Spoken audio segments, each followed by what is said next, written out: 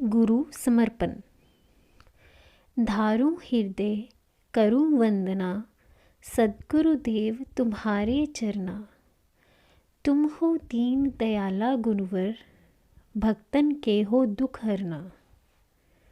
हे गुरुदेव, तुम्हारे पवित्र मंगलकारी चरणों को अपने हृदय में धारण करूं तथा तुम्हारे समक्ष वंदना करता हूँ। तुम दीन दयालु हो, भक्तों के सभी दुखों को हरण करने वाले हो। भक्त के दुख जगत के दुखों से अलग प्रकार के होते हैं। भक्त इस बात को समझता है कि उसके समस्त दुखों का मूल कारण अविद्या अथवा चित्त में भ्रांति या जीवत्व ही है। इसी भ्रांति के कारण वह क्रोध, लोभ इत्यादि विकारों में फंस जाता है एवं भांति भांति की कामनाएं करता है। उसके मन में जगत की वस्तुओं, प्राणियों एवं अनुकूलताओं के प्रति अहंकार तथा आसक्ति का भाव उदय हो जाता है। जगत में आसक्ति सभी समस्याओं, विक्षिप्तताओं एवं मानसिक कल्पनाओं की जननी है। अतः भक्त का दुख जगत में कामना पूर्ति से नहीं हो सकता। वह जगत से हटना चाहता है। वह प्रभु परमेश्वर को गुरु रूप में हृदय में धारण करना तथा उनके समक्ष दुखों के मूल कारण की निवृत्ति की याचना करता है। उसके मन में एकमात्र प्रेम गुरुदेव के प्रति ही होता है। वह इस बात को समझता है कि अन्य सभी प्रेम वास्तव में प्रेम नहीं है, अपितु मोह का ही नामांतर भेद है तथा मोह आसक्ति के कारण ही चित्त में स्थान पाता है। इसीलिए अपने मन को जगत की ओर आकर्षित होते हुए देखकर दुखी होता है। वह मन की सभी इच्छाएं, वासनाएं, कामनाएं गुरुदेव के ही अर्पण कर देता है। यह भक्त का स्वरूप है। कहत कठिन है भक्ति कलयुग, सरल तुम ही कर दीनी। चेतन नाम दियो बैठाए, जान गरीब मेरी रसना। कहते हैं कि भक्ति योग अथवा ज्ञान की साधना बहुत कठिन है। वैसे प्रचार तो यह किया जाता है कि भक्ति मार्ग अत्यंत सरल है, किंतु यदि सूक्ष्म विचार करके देखा जाए तो भक्ति किसी विशेष स्तर पर प्राप्त कर लेने के पश्चात ही सरल होती है। जब गुरुदेव की कृपा से उनकी कृपा शक्ति अंतर में जागृत एवं क्रियाशील होकर परम प्रेम तथा स्वाभाविक भक्ति के रूप में उदय हो जाती है, तो इसके पश्चात भी भक्त को मानसिक विकारों का तब तक सामना करना पड़ता है जब तक वह पूर्णतः शुद्ध नहीं हो जाते। इसलिए भक्त गुरुदेव से विनती करते हुए कहता है कि जो भक्ति अत्यंत कठिन थी वह आपकी ही कृपा से अत्यंत सरल हो गई, क्योंकि भक्ति का सारा दायित्व आपने अपने कंधों पर उठा लिया। मैं प्रयत्न युक्त भक्ति से मुक्त हो गया।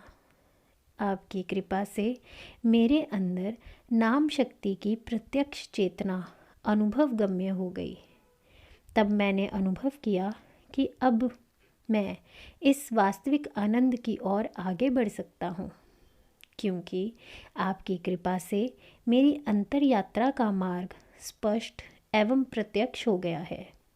आपने मुझे दीनहीन, बेचारा तथा दुखिया जानकर मेरी जिह्वा पर अपना चेतन नाम स्थापित कर दिया। आपकी ही कृपा से अब मुझे नाम जपने की भी आवश्यकता नहीं रही, क्योंकि अब तो मैं नाम शक्ति की लीलाओं को प्रत्यक्ष घटित होते हुए अनुभव करता हूँ। यही भक्ति की अंतर यात्रा का विशेष स्तर है, यहाँ पर भक्ति अत्यंत सरल हो जाती है। जो भी द्वारे आवे तुम्हरे, कल्मिश मेटे अपने मन के। भक्त वत्सल हो प्रणत पाल हो, पार करते हो आए शरणा। जो भी दीन भाव से युक्त होकर भक्त तुम्हारे द्वार पर आता है, वह अपने चित्त पर पड़े हुए पापों के संस्कारों को मिटा देने में समर्थ होता है। तुम भक्त वत्सल हो, प्रणत पाल हो तथा अपनी शरण में आए हुए को भव सागर के दुखों से पार कर देते हो। गुरुदेव द्वारे पर जाने का अर्थ गुरु के प्रति अपने आप को समर्पित कर देना है।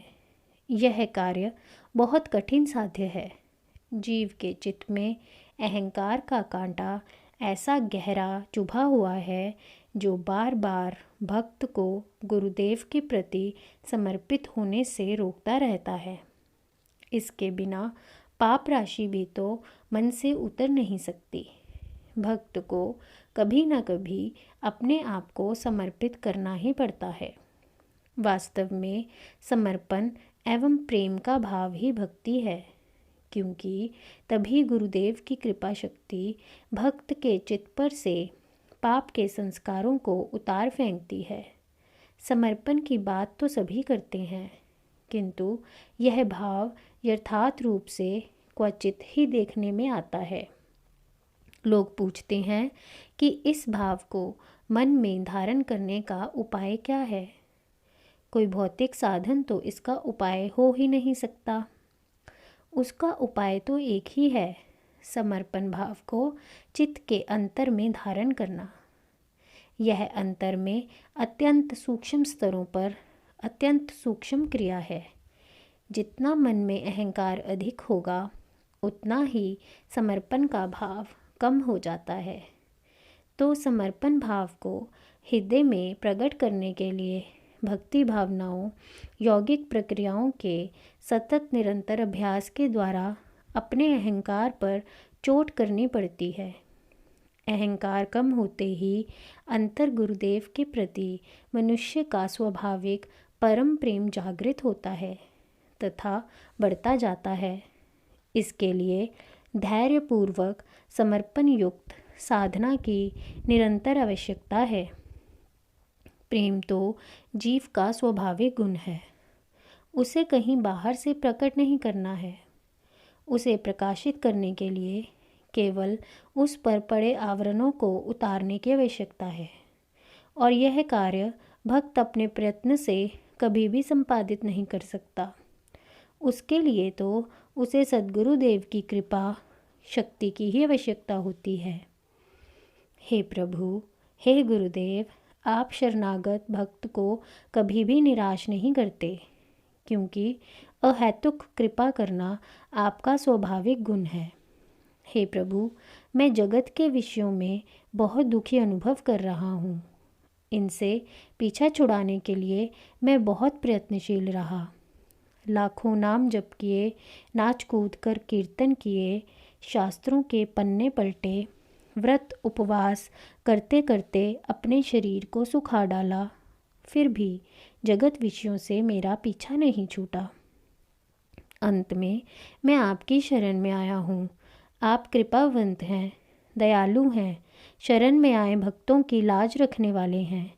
मैं अपने आप को आपके चरणों में पूर्णतः समर्पित करता हूँ। प्रभु, मुझ पर कृपा करो, कृपा करो। जग में दुखिया आवे तुम पे, शरण कही जो ना पावे। तुम अनंत बलवंत प्रभु हो, दीनन कष्ट सकल हरना। जगत की सभी खुशियाँ तुम्हारे ही पास आती हैं, तथा जो तुम्हारी शरण ग्रहण करता है उसे सभी खुशियाँ प्राप्त हो जाती हैं। हे प्रभु, तुम अनंत बलशाली हो तथा दीन जनों के सकल कष्टों का हरण कर लेते हो। सबसे बड़ी खुशी आत्म सुख है। उसको प्राप्त कर लेने के उपरांत किसी भी अन्य सुख की कल्पना करना निरर्थक है। जिसे आत्म उपलब्धि का यह सुख प्राप्त हो जाता है, वह जगत के अन्य सभी सुखों की ओर से उदासीन आप्तकाम हो जाता है। हे प्रभु, तुम्हारे समान बलशाली जगत में दूसरा नहीं है। तुम्हारे बल की कोई सीमा ही नहीं है, कोई आदि अंत नहीं, काल का भी इसमें कोई हस्तक्षेप नहीं, अर्थात तुम सदैव ही बलशाली बने रहते हो। जगत भले ही विलीन हो जाए, परंतु तुम्हारी शक्ति का ह्रास कभी भी संभव नहीं है। तीर्थ शिवोम करत विनती में मुझ गरीब पर दया करो। तुमरे तो भंडार अखुट हैं, कठिन है नाही कुछ करना। भक्त सद्गुरुदेव रूपी ईश्वर से विनती करता है कि मुझ दीनहीन निर्धन पर कृपा करो। तुम्हारे भंडार अखंड भरे हैं, तुम्हारे लिए कुछ भी कर पाना कठिन नहीं है। गरीब अर्थात निर्धन। धन का अर्थ यहाँ केवल अर्थ नहीं है। यदि किसी के पास बुद्धि रूपी धन नहीं तो वह निर्धन है। यदि किसी के पास धैर्य, बल, तितिक्षा, क्षमा इत्यादि सद्गुणों का अभाव है तो वह भी निर्धन है। आर्थिक दृष्टि से चाहे कितना भी धनवान क्यों न हो, किंतु उसके पास यदि सात्विक गुणों का अभाव है तो उसे निर्धन ही माना जाएगा। ऐसा ही एक निर्धन मैं भी हूँ, जिसके पास न शक्ति है, न भक्ति व न दया और न ही धर्म। मुझ गरीब का कल्याण कैसे होगा तथा कौन करेगा?